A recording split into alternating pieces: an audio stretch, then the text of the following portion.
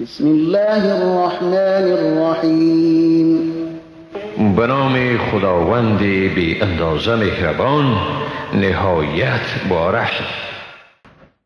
والوالدات يرضعن أولادهن حولين كاملين لمن أراد أن يتم الرضاعة وعلى المولود له رزقهن وكسوتهن بالمعروف لا تكلف نفس إلا وسعها لا تضار والدة بولدها ولا مولود له بولده وعلى الوارث مثل ذلك فإن أرادا فصالا عن تراض منهما وتشاور فلا جناح عليهما وإن أردتم أن تسترضعوا أولادكم فلا جناح عليكم إذا سلمتم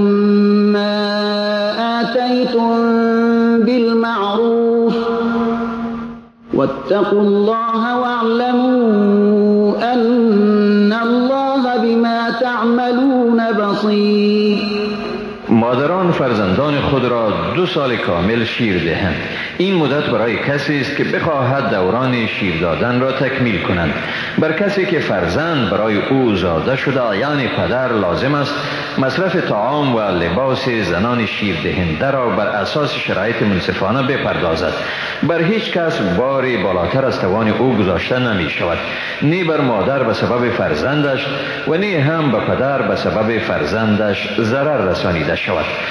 و بر وارث نیز مانند این است، یعنی رعایت این مراتب لازم است. پس اگر زن و شوهر به اساس رضامندی و مشوره جانبین بخواهند که طفل را از شیر جدا کنند، پس گناهی بر ایشان نیست. اگر خواستید که برای شیر دادن به فرزند خود دایه بگیرید، بر شما گناهی نیست، به شرطی که چیزی را که به مادر می دادید بر اساس شرایط منصفانه بپردازید. از خدا بترسید و بدانید که خداوند به آنچه می کنید بیناست.